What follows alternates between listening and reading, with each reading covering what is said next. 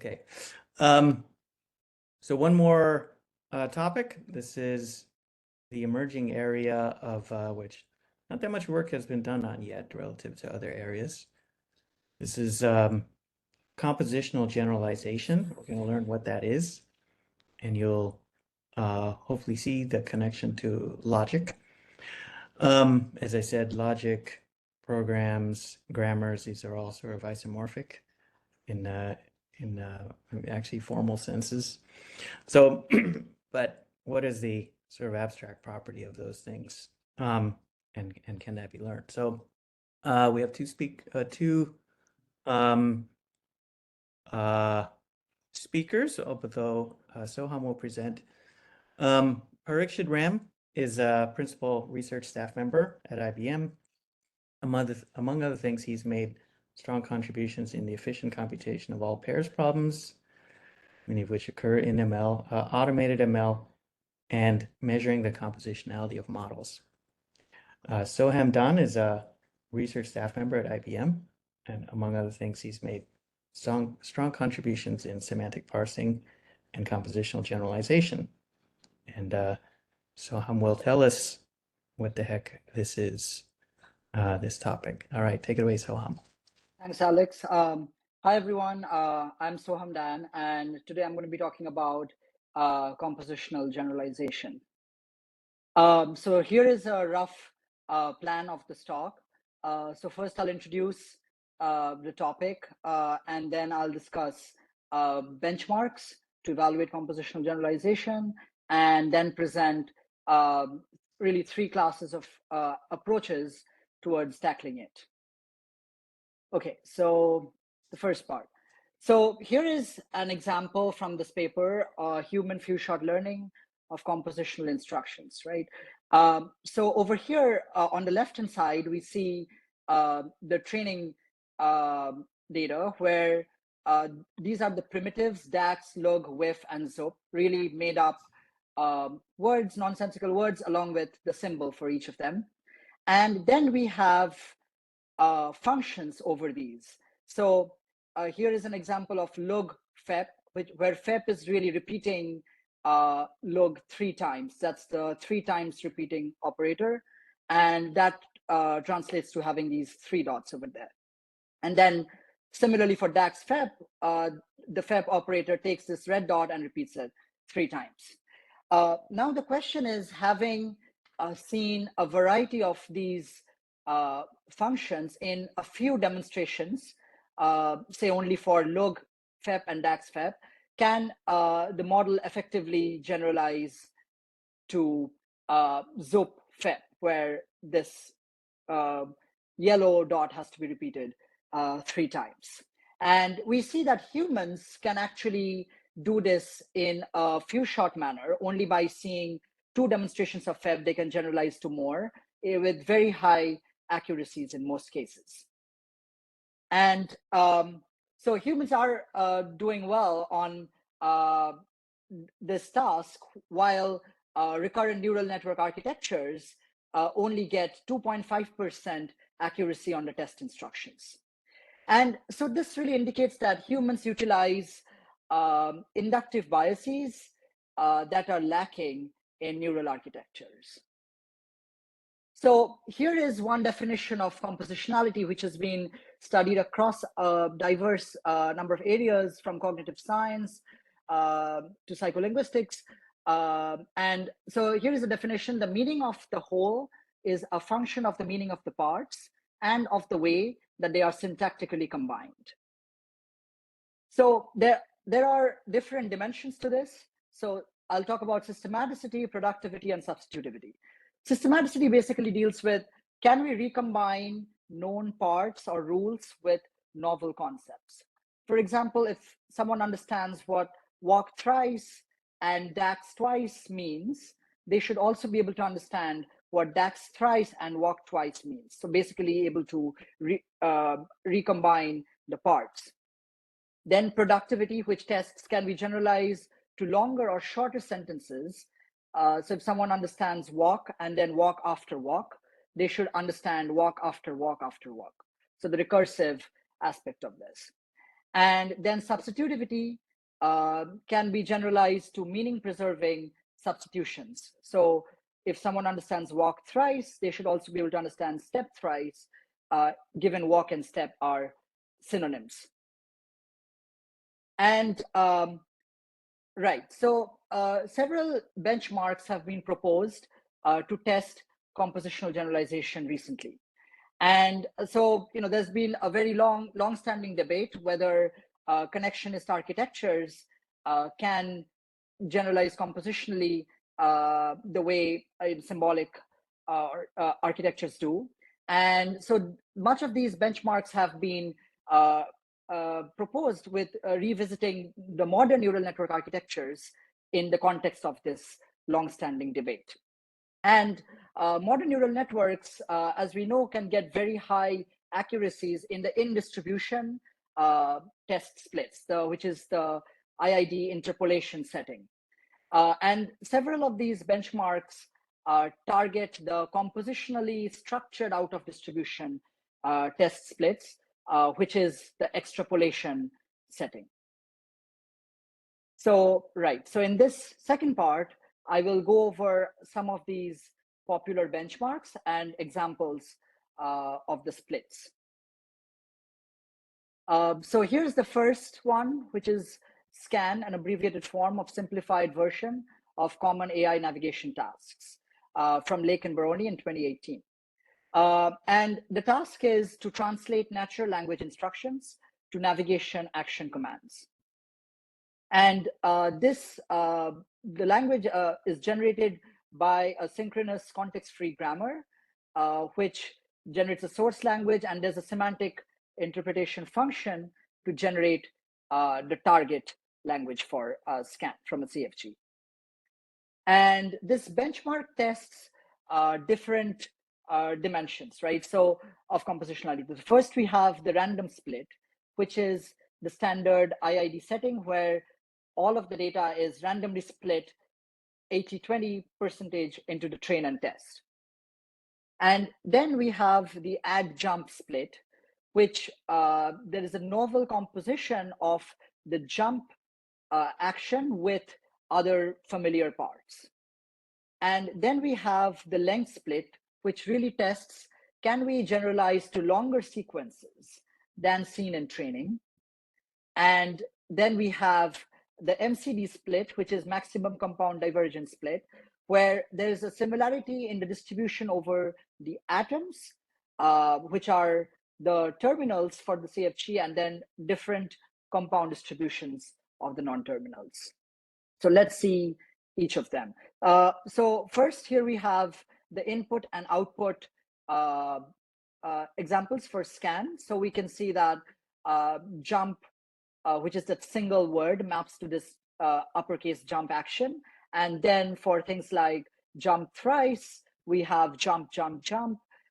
Jump around right translates to right turn, jump, right turn, jump, right turn, jump, right turn, jump, and so on. So this can get arbitrarily complex and long, depending on the depth to which the CFG has been unrolled. And so here is the grammar to generate the input utterances for scan, and here are the corresponding semantic interpretation functions to get the right-hand side, the output sequences for each left-hand input utterance. All right, so the first is on this add jump split.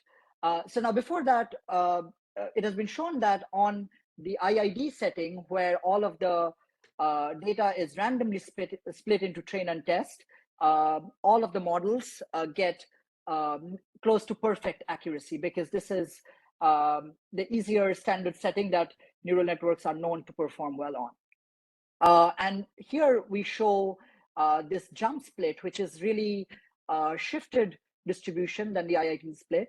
So here only the jump action is seen in isolation, right? So we know jump maps to uppercase jump. And then we have all these other non-jump instructions.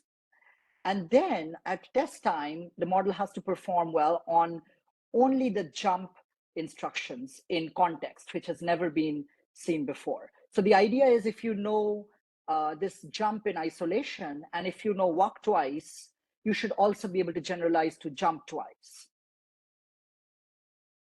Right. So here on the random split, as I mentioned, the models get close to 100% accuracy. However, on this add jump split, both the recurrent models and the transformers like have a horrible degradation in accuracy and gets negligible performance on this jump split. So it's not able to understand jump twice after look from knowing, say, walk twice after look and jump in isolation. Right. And so here now we have the length split, where this is another kind of extrapolation behavior that we expect models to be able to do well on. Here, the training data consists of all examples where the target sequence are shorter, right? So it's thresholded at less than 23. And then the test examples are strictly longer examples for the target sequences, so greater than 24. And again, the best accuracy with recurrent models here is slightly better than the jump case, but it's still at 20%. And transformers get negligible accuracy again. And then we see that there's this catastrophic drop after length 25, right? So 24, 25 is still closer to what the training examples are thresholded at. So there is some performance, some decent performance, and then there is basically zero after that. Right. And then this is the third kind of split, which is the maximum compound divergence split. Again, this split basically ensures that the primitives, walk, look, run, and jump, those are shared between the train and test, but the combinations, which are the non-terminals in the generation procedure, are significantly drifted between, the distributions are significantly different between the train and test. And again, we see that in the random split, the LSTM attention, transformer, universal transformer all performs near perfect, but on this MCD split, it performs terribly. Right.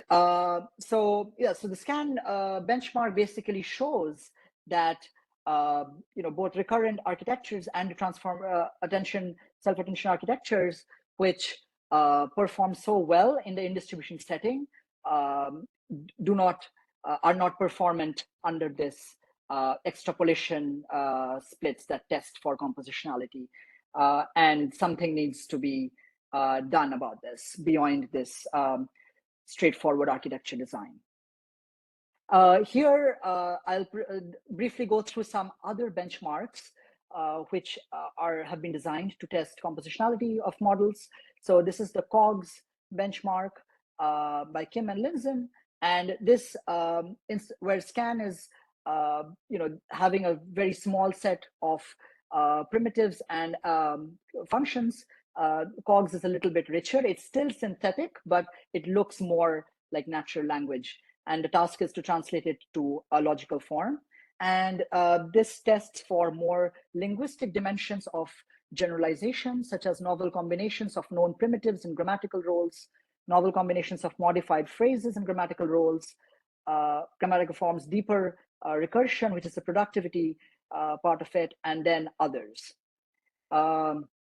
So here is an example that tests systematicity. So if, so this is the natural language utterance and the corresponding logical form. So for the girl, the cat, and the boy, and then we also have the cat loves the girl. And now if the model indeed understands that the cat, this loves is a function over the cat and the girl, it should be able to also parse the boy loves the hedgehog, given it knows the logical forms for the boy and the hedgehog in isolation. From this example, it knows hedgehog too. But unfortunately, again, the models are not able to handle systematicity. And again, we have this example of productivity where training examples have recursion up to a fixed depth. Like Emma said that no one knew that the cat danced. And then the test example is more recursive. more nested in that Emma said that no one knew that Lucas saw that the cat danced. And this measures whether models exhibit productivity. And we see that for different kinds of models, LSTMs and transformers, the in-distribution test, which is on the random split, is very high. The dev set accuracy is very high. However, the generalization set, which really tests for compositional generalization under these different splits, is very low in all cases. And this is the average. So the paper has the complete distribution over each of the splits. And then here is another data set, compositional free-based questions that the task is for natural language questions, translating that to SPARQL queries. And this paper proposes this MCD splits originally, where there is a similar atom distribution and a different compound distribution. And then the degree of this difference between the compound distributions can actually quantify how far is the test split from the train split. And it again shows that with higher difference between the train and test splits, the performance degrades more and more significantly. And here is an example of the question and the corresponding SPARQL query for that. Right, so this shows that even though random performance is good for all the models, under the MCD split, which tests for compositionality, the performance is pretty poor. And here is another text data set for, it's called PCFG, where it's on the synthetic data set, there are commands on letters which have to be translated to resulting letter sequences. So if it's repeat ABC, you repeat ABC twice, append, swap, FGH. So you swap the order HGF, and then you repeat IJ after that. So really these artificial commands have to be mapped to an unrolled letter sequence. And again, they test for systematicity, productivity, substitutivity, and they also introduce two other kinds of generalization tests on localism and overgeneralization, whether a model overfits to a particular rule or not. And we see again for the LSTM sequence to sequence, a convolutional sequence to sequence, and transformer, the performance is not as good as the in-distribution performance, which is at 100%. And in particular for productivity, the performance is much poorer. Right, so far we saw text-only data sets. Now here is a grounded data set, grounded scan, which is synthetic again, but the meaning of this instruction is grounded to an environment, which is a grid world with an agent, right? So the command itself is not always sufficient to generate the target instruction. It needs to know what objects are present and is being referred to. So, we can have walk to the circle while spinning, and given where the circle is relative to the agent, that many walk steps need to be there, and push the small square and so on. And right, so as I mentioned, the output sequence depends heavily on the context, not just the command. And here there are a much richer suite of generalization splits that can be created given the multiple modalities involved. So for instance, we can have in the training instructions pertaining to blue square, red circle, and then at test time, we can have instructions pertaining to red square, which really combines, creates a novel combination of modifiers such as color with a shape. And the model has to generalize to that in a few or zero shot manner. And for under these different stress test splits, the BioSTM architecture that they evaluate with a visual encoder, for instance, gets only 24% accuracy on this zero shot color shape combination split.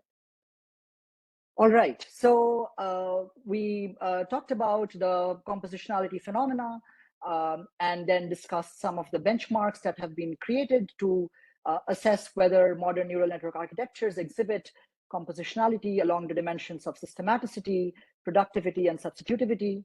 And then I will discuss some of the approaches to tackling compositional generalization.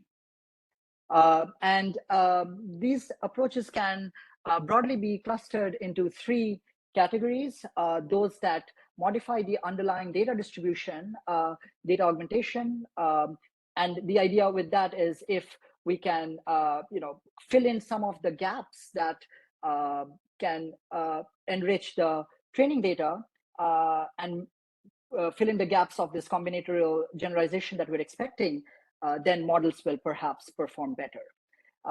And then we have architectural modifications that look into modular architecture design that can, really make the learning more, so decouple one, like say syntax from semantics to make learning more tractable in this combinatorial generalization.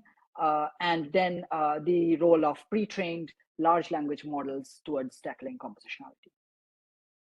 All right, so here is one paper for data augmentation for compositionality that's called Good Enough Compositional Generalization. So the idea is you pick up pairs of training examples and you match those which have similar environments. For example, she picks the work up in Fresno and she puts the work down in Tempe.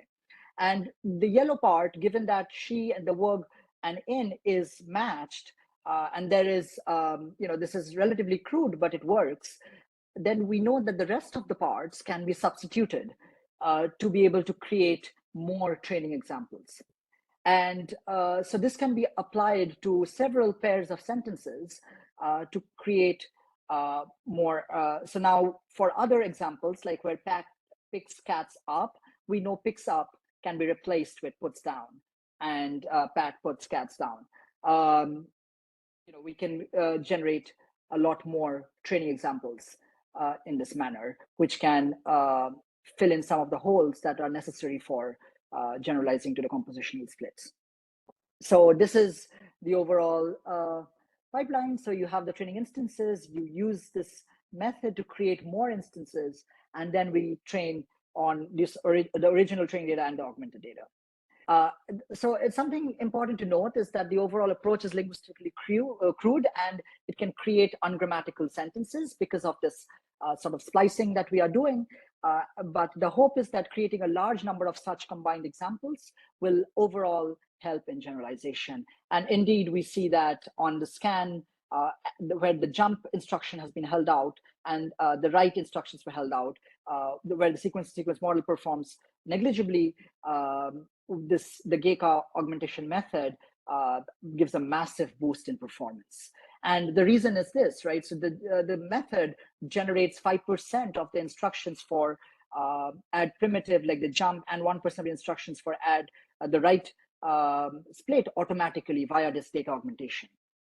And so the paper also demonstrates benefits on other tasks like semantic parsing or geoquery, language modeling, and some of the splits of grounded scan, although it doesn't help universally. And so there are other related approaches that use data augmentation. So there is one sequence level mixed sample data augmentation that takes the mix-up technique that's very popular in computer vision to actually mix up tokens in the embedding space to create more examples, and then learning to recombine and resample data for compositional generalization that shows actually how this augmentation schemes can be learned automatically. Right, so then the second class of methods is architectural modification, and one way of doing this is this disentangled representation. So systematic generalization in humans have been linked to mechanism to process syntax separately from semantics. And can introducing this inductive bias help neural networks? So we maintain two representations for syntactic structure and the other for semantics to translate individual input words into the actions.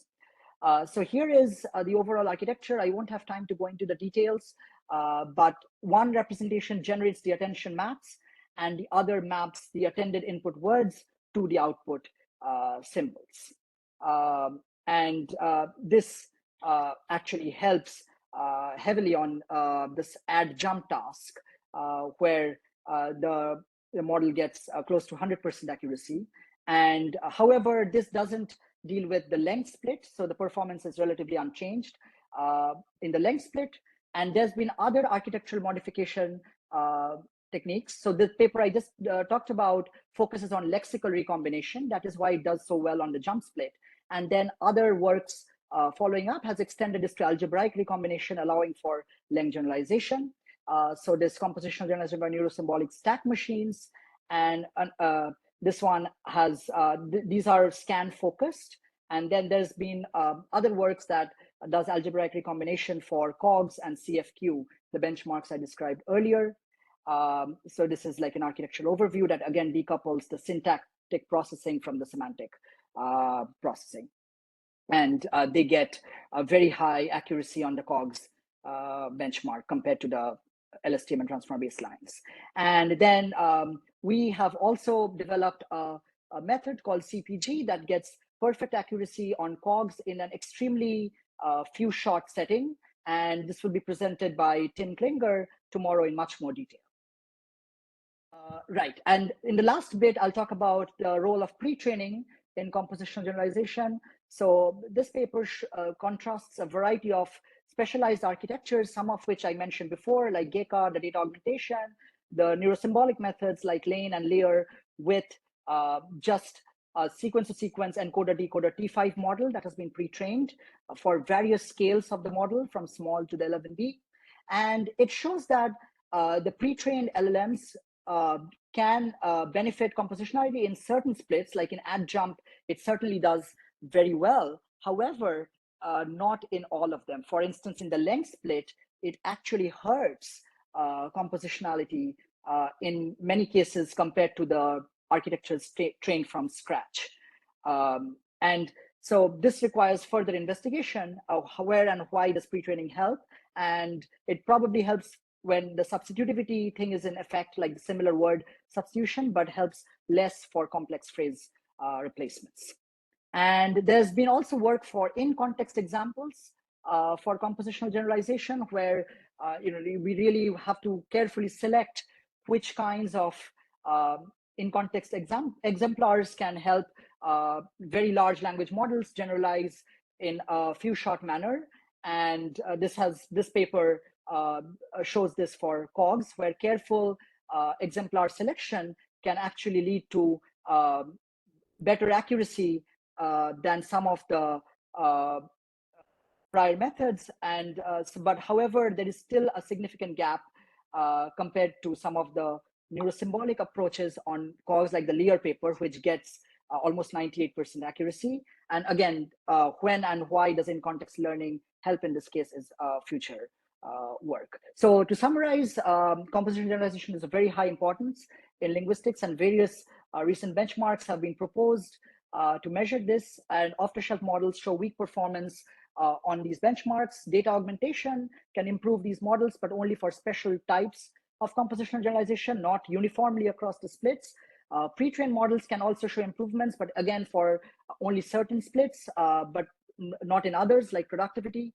And then neurosymbolic methods have been shown to be very promising, where specialized modular architecture design can help compositional generalization. And there is a wide array of things that are still open to be explored in this dimension.